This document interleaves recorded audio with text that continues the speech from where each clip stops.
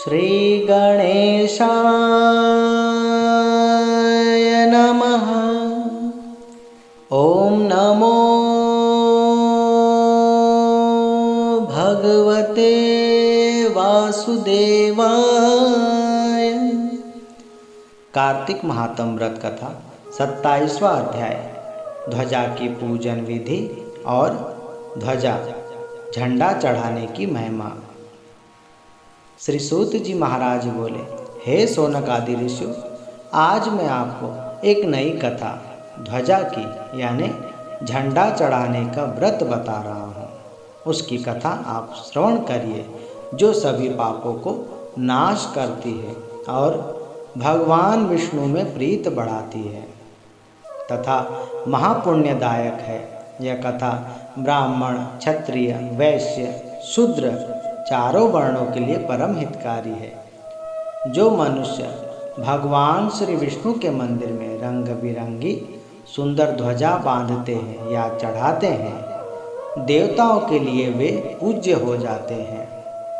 कोई हजारों मन स्वर्ण का दान क्यों न करे, परंतु उससे भी अत्यधिक ध्वजा बांधने की महिमा कही गई है। ध्वजा चढ़ाना, गंगा जी का स्नान, तुलसी की पूजा, तीर्थों का स्नान, इन सब की पूजा का फल एक समान ही है। झंडा चढ़ाने की विधि।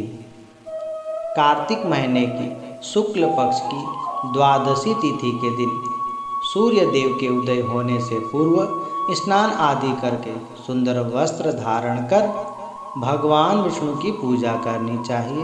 उपरांत 2 खंभों में दाता और विधाता की पूजा करनी चाहिए। एक स्वच्छ स्थान पर यानी धरती पर गोबर से लीपकर गोबर से उस स्थान को शुद्ध करना चाहिए और वहाँ पर एक छोटा सा हवन कुंड बनाएं। वहाँ हवन कुंड बनाकर हवन करें और स्तोत्र आदि का पाठ करें। इसके बाद ध्वजा लाकर उसकी पूजा करें। तिलक लगाकर, धूप दीप दिखाकर, हल्दी, अक्षत, चंदन, कुमकुम लगाकर फूल मालाएं और नैवेद्य आदि चढ़ाएं। फिर वह ध्वजा भगवान विष्णु के मंदिर या किसी धार्मिक स्थित देवस्थान के दरवाजे के पास या फिर मंदिर के ऊपर या गुंबद पर बांधना चाहिए और फिर इस प्रकार प्रार्थना करें, हे कमल नयन, हे नारायण, सारे संसार की पालना करने वाले प्रभु, सारा संसार आपके आश्रय पर ही चल रहा है। आपसे ही उत्पन्न होता है और आप में ही लीन हो जाता है। मेरा आपको बारंबार प्रणाम है। आपके मुख से ब्राह्मण, हाथों से क्षत्रिय, जंघाओं से वैश्य और पैरों से शूद्र उत्पन्न हुए हैं। आप भक्त वत्सल हो, जनार्दन, निर्गुण निराकार, अजर अमर अविनाशी हो। मेरे हृदय रूपी मंदिर में आप सदा विराजमान हो। हे पार ब्रह्म परमेश्वर, जगत के स्वामी, जगदीश्वर, चैतन्य स्वरूप श्री विष्णु भगवान, मुझ दास पर कृपा करिए और मुझ पर सदा प्रसन्न हो। इस प्रकार दोनों हाथ जोड़कर भगवान के समक्ष प्रार्थना करें और स्तुति कर प्रणाम करें। फिर ब्राह्मण, साधु संतों, कन्याओं को भोजन खिलाएं। भोजन के बाद यथा योग्य अपने सामर्थ्य अनुसार वस्त्र आदि देकर दक्षिणा भी देनी चाहिए। इस प्रकार भगवान विष्णु के ध्वजा चढ़ाने का व्रत धारण करना चाहिए।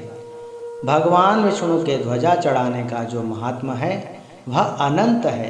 कहा जाता है कि जितने बार हवा लगने से ध्वजा लहराती है, उतने पाप उस मनुष्य के नष्ट हो जाते हैं। जो मनुष्य जितने बार ध्वजा का दर्शन करता है, वह उतने युग तक महापापों से छूट जाता है। श्री नारद जी के पवित्र मुख से सभी पापों का नाश करने वाला और पुण्यदायक एक प्रसंग मैंने सुना था, वह मैं तुम्हें बता रहा हूँ। तुम ध्यान पूर्वक सुनो। श्री सूत जी महाराज बोले, हे शौनक आदि ऋषियों, पूर्व काल में सतयुग के समय में चंद्रवंश में सुमित नाम के एक राजा हुए हैं, जो नित्य श्री भगवान की कथा कीर्तन श्रवण करते थे, सदा भगवान की भक्ति में ही मग्न रहते थे। उनके मन में कभी कोई अभिमान नहीं आया। वे सदा साधु संतों और भक्तों की खूब सेवा करते थे और उनका यश कीर्ति सारे संसार में फैला हुआ था। और उस राजा की धर्मपत्नी का नाम सत्यवती था, जो अत्यंत पतिव्रता और सदा अपने पति की आज्ञा में चलने वाली, सभी सद्गुणों से संपूर्ण और परम बुद्धिमान थी। राजा और रानी दोनों ही अत्यंत दयालु और धर्म कर्म करने वाले, सदा दान पुण्य करते, अन्न जल का दान करना, कुएं बावड़ी आदि बनवाना, मंदिर आदि बनवाने में पूर्ण सहयोग करते थे। रानी भी भगवान की भक्ति में मग्न रहती और भगवान के मंदिर में जाकर भगवान के भजनों पर नृत्य करती।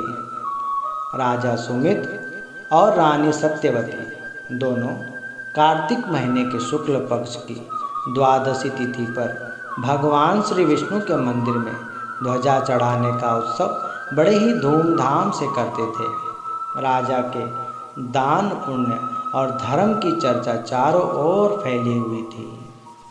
राजा सुमित और सत्यवती की महिमा सुनकर उनके दर्शन करने के लिए विभांडक ऋषि भी बड़ी दूर से पद यात्रा करते हुए आए। राजा के राज्य के बाहर पहुँचे और जब राजा सुमित को यह बात पता चली कि महर्षि विभांडिक हमारे शहर में आ रहे हैं, तब वे रानी सत्यवती और वजीर को साथ लेकर ऋषि विभांडक जी से मिलने के लिए पूर्व ही अपने राज्य के बाहर आकर खड़े हो गए। और जब ऋषि आए तब राजा ने दोनों हाथ जोड़कर प्रार्थना की, हे प्रभु, मेरे बड़े भाग्य है जो आप जैसे महान ऋषि के दर्शन हुए हैं। आप जैसे बड़े तपस्वी मेरे राज्य में पधारे हैं। गृहस्थियों के घर संतों का आना तो बड़े पुण्य के कारण ही प्राप्त होता है। आज आपके दर्शन पाकर मैं बड़ा धन्य हुआ हूँ। आपने बड़ी कृपा की है, जो मुझ जैसे नादान को इस भाव सागर से पार करने के लिए इतना कष्ट उठाकर आप यहाँ आए हैं। संत तो बड़े दयालु होते हैं, दीनानाथ होते हैं। अब आप आज्ञा करिए कि मैं आपकी क्या सेवा करूं। राजा की इस प्रकार नम्र भरी विनती सुनकर ऋषि ने उन्हें आशीर्वाद दिया और बोले, हे राजन, तुम्हारी नम्रता देखकर आज मेरा मन बड़ा प्रसन्न हुआ है। मैंने जैसे सुना था तुम उससे भी अत्यधिक नम्र हो। तुम्हारा यही स्वभाव धर्म, अर्थ, काम और मोक्ष दिलाने वाला है और यही तुम्हें मुक्ति भी दिलाएंगे। एक राजा होते हुए भी तुम में थोड़ा सा भी अभिमान नहीं है। तुमने जो इतनी नम्रता अपने जीवन में धारण की है, उसी से तुम्हारा कल्याण होगा। हे राजन, अब मेरे मन में एक शंका है, तुम उसका निवारण करो। और वह शंका यह है कि भगवान श्री विष्णु को प्रसन्न करने के लिए तो अनेकों प्रकार की पूजा, व्रत और साधन है, परंतु फिर भी तुम कार्तिक शुक्ल पक्ष की द्वादशी तिथि को ध्वजा की पूजा कर और बड़े धूमधाम से उत्सव कर उसे भगवान के मंदिर में चढ़ाते हो। आखिर क्या कारण है इसका? राजा बोला, हे मुनीश्वर, मैं अपने और अपने धर्म पत्नी की पूर्व जन्म की कथा आपको सुना रहा हूँ, जो इस प्रकार है। मैं पूर्व जन्म में मालिनी नाम का एक शूद्र था। मेरी चाल चलन सब अत्यंत खराब थी। मैं सदा दुष्टों के संग में दिन रात गुजारा करता था। गो, ब्राह्मण, साधु संतों का घातक था। सदा झूठ बोलना और देवी देवताओं की सब सामग्री चुराना ही मेरा कार्य था। सदा ही पर स्त्रियों के संग में गुजारा करता था। मेरी ऐसी बुरी आदत देखकर मेरे रिश्तेदारों ने मुझे घर से निकाल दिया। इस कारण मैं वन में भटकने लगा और जंगली जानवर, पशु पक्षियों को मारकर अपना जीवन यापन करता था। जो मार्ग में मिल जाता मैं उन्हें लूटता था।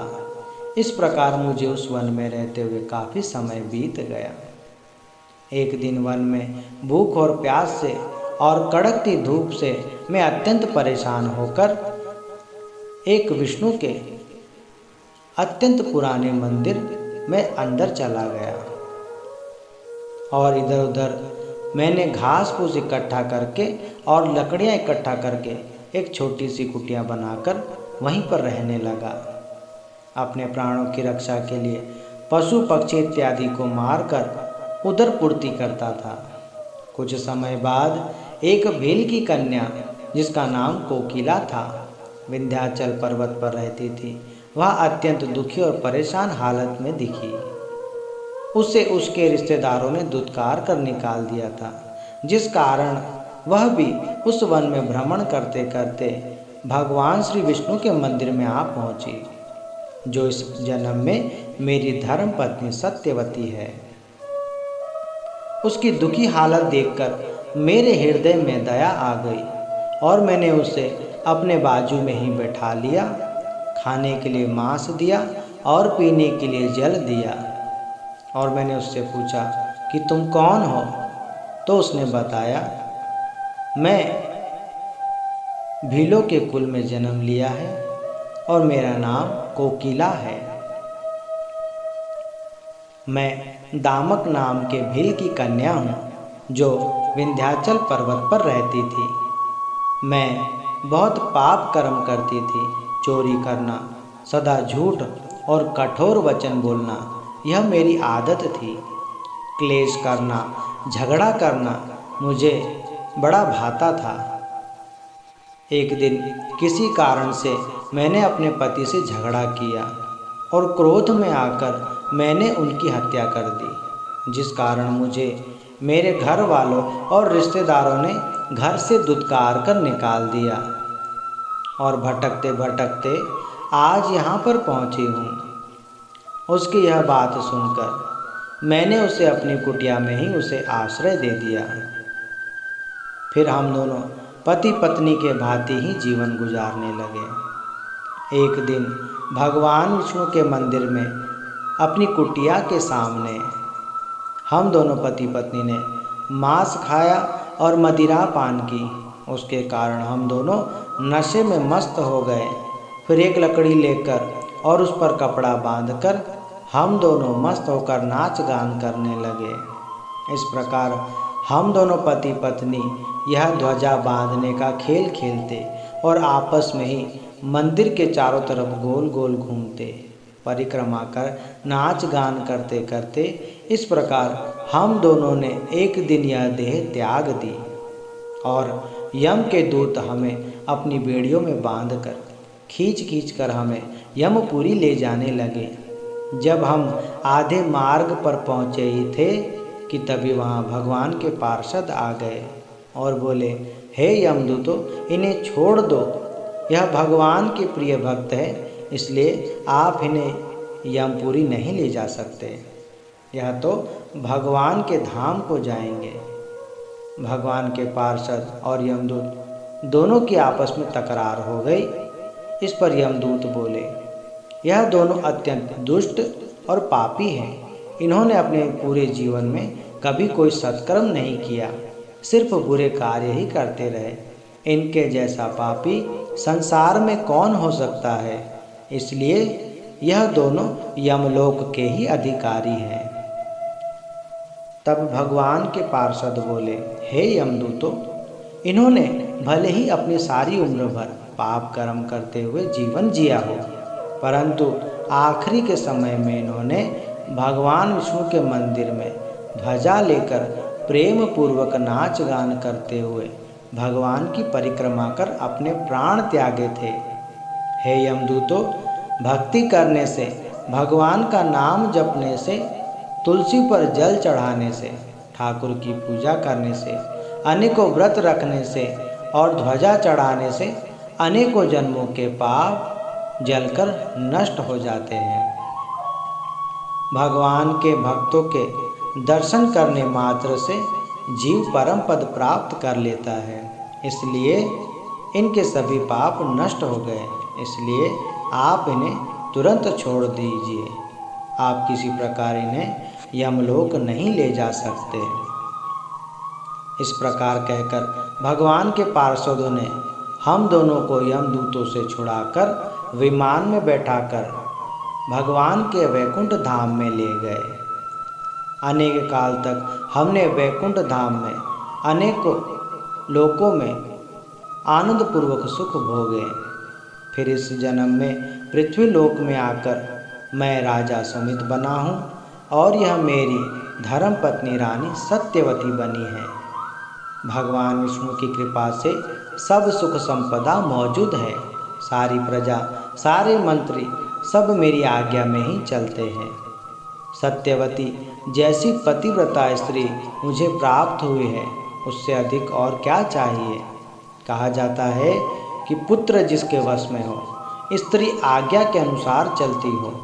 थोड़ा या अधिक धन होने पर भी जो हमेशा संतोषपूर्वक जीवन जीते हैं, उनके लिए यह पृथ्वी लोक ही स्वर्ग के समान है। मैंने अनजाने में ही लकड़ी पर कपड़ा बांधकर नाच गान करते हुए भगवान के मंदिर में परिक्रमा कर यह फल प्राप्त किया था, परंतु मैं सच्चे भाव और श्रद्धा से भगवान की भक्ति करूँगा तो निश्चित ही मुझे अमर पदवी प्राप्त होंगी।